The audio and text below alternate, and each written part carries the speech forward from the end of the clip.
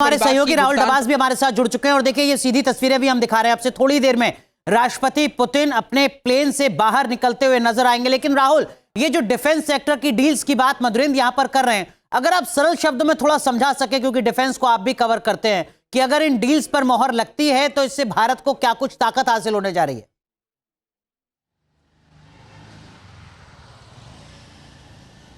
देखिए, भारत को कई लिहाज से अनुराग ताकत हासिल होगी, क्योंकि अगर ब्रह्मोस का जिक्र करें, यानी मॉस्कोवा नदी और ब्रह्मपुत्रा नदी के दरमियान जिस तरीके से हमने जॉइंट वेंचर किया और दुनिया की सबसे तेज चलने वाली सुपरसोनिक मिसाइल बनाई और उसे हमने कई देशों में, आसियान कंट्रीज में रीसेल किया, यानी उसे हमने बेचा, तो पहली चीज़ तो मान के चलिए टेक्नोलॉजी ट्रांसफ़र हुआ। दूसरी चीज़ ये है कि हम जो निर्यात करना चाह रहे हैं वो निर्यात किया। अगर इसी लिहाज से हम SU-57 को जोड़ के देखें, जिस तरीके से मधुरेंद्र बता रहे थे, SU-57 कहने के लिए 5th जनरेशन है, हालांकि स्टेल्थ कैपेसिटी उसकी रैप्टर की तुलना में F-22 और F-35 की तुलना में कुछ हद तक कम नज़र आती है। लेकिन अगर उसकी हम जॉइंट मैन्युफैक्चरिंग कर सकते हैं, ठीक उसी तरीके से जैसे SU-30 MKI की करते हैं, और उसे हम थर्ड वर्ल्ड कंट्रीज में एक्सपोर्ट कर पाते हैं, तो उससे भारत का भी फायदा होगा। तो अगर जब भारत साझेदार बनता है अमेरिका का, तो हम इंपोर्टर होते हैं, लेकिन जब भारत साझेदार बनता है रूस का, तो हम साझेदार होते हैं। और साझेदार ना सिर्फ बनाते हैं बल्कि बना करके आगे निर्यात भी करते हैं, और वो हमने ब्रह्मोस के जरिए करके दिखाया था। जी बिल्कुल मधुरेंद्र, लेकिन जब भारत और रूस के संबंधों की बात होती है, खासकर सैन्य मोर्चे पर, सामरिक मोर्चे पर, तो वो मामला दशकों पुराना नजर आता है। मतलब उसमें 1965 का युद्ध भी दिखता है, 71 भी दिखता है, 2008 की न्यूक्लियर जो डील होती है अमेरिका की, उसके बाद जिस तरीके की स्थितियां बनती हैं, फिर 2010 का रूस का समझौता भी एनर्जी के सेक्टर पर, न्यूक्लियर एनर्जी के सेक्टर पर नजर आता है। यानी डिफेंस वो सेक्टर है जहां पर भारत और रूस दशकों से आपस में जुड़े हुए हैं। मधुरेंद्र,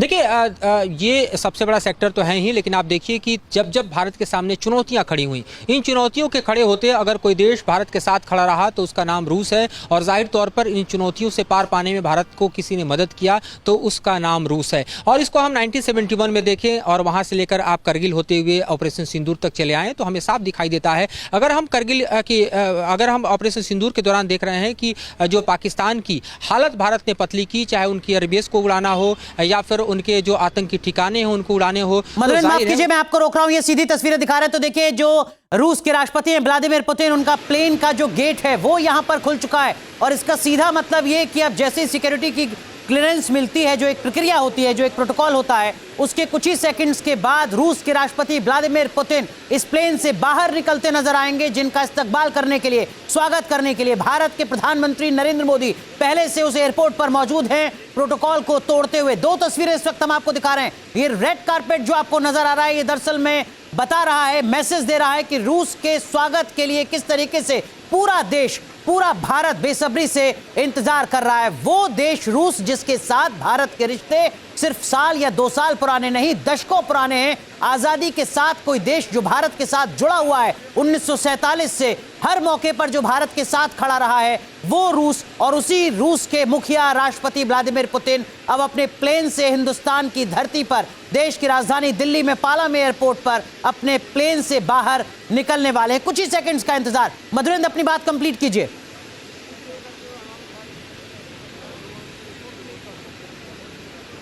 देखिए, तस्वीरें मैं देख रहा हूँ, प्लेन का जो गेट है वो खुला दिखाई दे रहा है, तमाम प्रोटोकॉल सेट हो चुका है।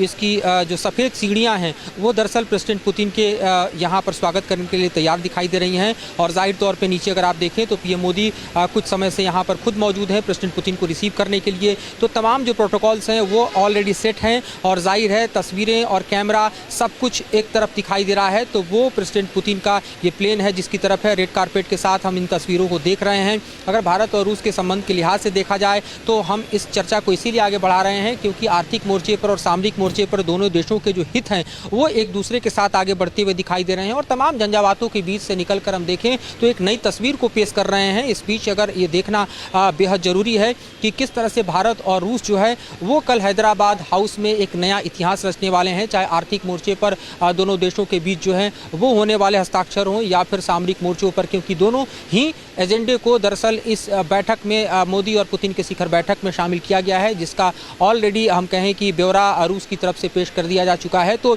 ये अपने आप में सबसे खास तस्वीर है जो कि इस विजिट के साथ शुरू हो रही है। लेकिन कल की जो तस्वीर होगी वो और दमदार होगी। वो भारत के ही लिहाज से नहीं, रूस के ही लिहाज से नहीं, बल्कि एक नए ग्लोबल ऑर्डर को हम कह सकते हैं। यही मैं आपसे मधुरेंद्र समझना चाह रहा था, अमेरिका का राष्ट्रपति बनने के बाद डोनाल्ड ट्रंप के जिस तरीके के फैसले लिए गए हैं उसकी अलग अलग तरीके से उसका विश्लेषण हो रहा है, चर्चा हो रही है, और जिस ग्लोबल ऑर्डर का आप जिक्र कर रहे हैं उस लिहाज से ये दौरा बेहद महत्वपूर्ण।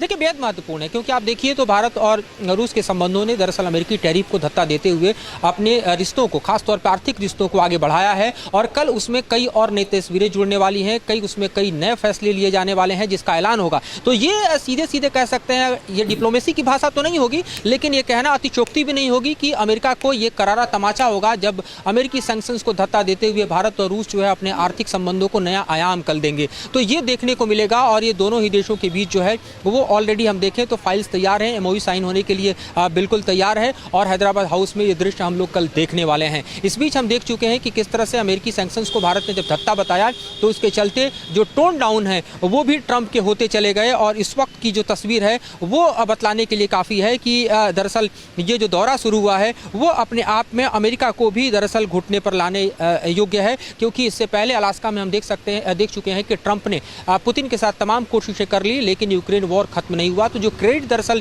चाह रहे थे ट्रंप जो है वो लें, वो क्रेडिट पुतिन ने उनको नहीं दिया। और उसके सबसे बड़े खामियाजे के तौर पर कोई देश अपने हम देखें तो आर्थिक नुकसान के तौर पर भुगत रहा है तो भारत है। बावजूद इसके भारत अपनी दोस्ती को प्रगाढ़ता देता है, अपने रिश्तों को ज़्यादा मजबूती के साथ आगे बढ़ा रहा है। और प्रेसिडेंट पुतिन का जो स्वागत करने के लिए, रेड कार्पेट वेलकम करने के लिए तमाम प्रोटोकॉल को तोड़कर पीएम मोदी जिस तरह से यहाँ पर मौजूद हैं वो दरअसल बतलाने के लिए काफी है कि ये संदेश कोई देश का राष्ट्राध्यक्ष पहुंचता है, जैसे पुतिन अब भारत आ रहे हैं, तो पहले से सारी चीजें लगभग तय हो चुकी होती हैं।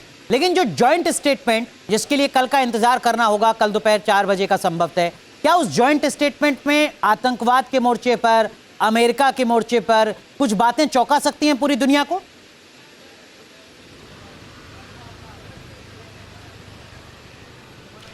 देखिए, आतंकवाद के मोर्चे पर रूस हमेशा से भारत के साथ रहा है। और परसों मैं जब प्रेस कॉन्फ्रेंस कवर कर रहा था, रूस के जो प्रवक्ता हैं, रूसी सरकार के जो प्रवक्ता हैं पेस्को, तो उनसे भी ये सवाल पूछा गया था और उन्होंने साफ तौर पे कहा कि आतंकवाद को लेकर रूस जो है भारत के साथ कंधे से कंधा मिलाकर खड़ा है, और जाहिर तौर पर ये अपने आप में बतलाने के लिए काफ़ी था।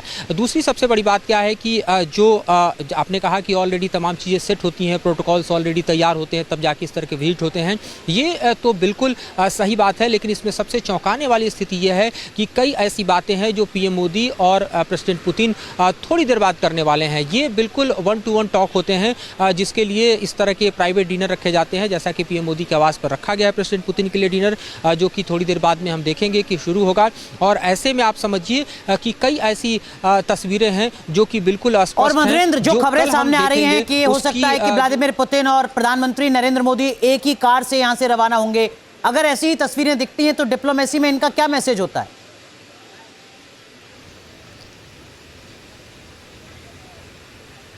देखिए, भारत की ज़मीन पर ऐसा होना डिप्लोमेसी में जाहिर तौर पर मैसेज तो क्रिएट करता ही है, लेकिन हम विदेश की धरती पर देख चुके हैं कि किस तरह से पिछले विजिट के दौरान देखा था हमने कि किस तरह से प्रेसिडेंट पुतिन ने पीएम मोदी को अपने कार में बिठाया और उसके बाद वो सफ़र पर आगे बढ़े। तो ये तस्वीरें उस वक्त भी दुनिया को चौंका रही थी, उस वक्त भी बतला रही थी कि किस तरह से रूस के लिए भारत मायने रखता है, अहमियत रखता है। और आज अगर पीएम मोदी अपने साथ कार में पुतिन के साथ सफ़र करते हैं तो ये भी संदेश उसी चीज़ को पैरेलल आगे बढ़ाती हुई दिखाई देगी कि किस तरह से भारत के लिए रूस मायने रखता है। दोनों देशों के संबंध एक दूसरे के साथ जिस कदर मायने रखते हैं। जहां भक्ति है हर शब्द में, कथाओं में छुपे हैं दिव्य रहस्य, और ज्योतिष देता है जीवन को दिशा। धर्म से जुड़ी हर बातों को जानने के लिए हमारे चैनल स्तुति को सब्सक्राइब करें।